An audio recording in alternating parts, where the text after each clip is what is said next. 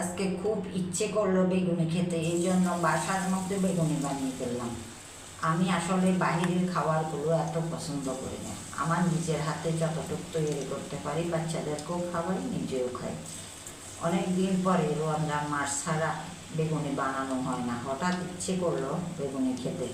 বাসার মধ্যে বেগুন ছিল, তারপর বেসন ছিল, সব কিছু ছিল, আর বাচ্চারাও সবাই বাসায় ছিল। এই জন্য ভাবলাম আজকে একটু বেগুনিটা বানিয়ে ফেলি। এখন বেগুনিটা বানিয়ে সবাই মিলে খেলাম, খুব মজা লেগেছে। অনেক দিন পরে খেয়েছি, মচমচে হয়েছিল, ভালো লেগেছে, সবাই তো খুব খুশি। আপনাদের কাছে বেগুনিটা বানিয়েছি, কেমন লেগেছে কমেন্ট করে জানাবেন। অসম্ভব মজা। এরকম হঠাৎ করে সবাই যদি থাকে বানিয়ে খেতে কিন্তু ভীষণ ভালো লাগে।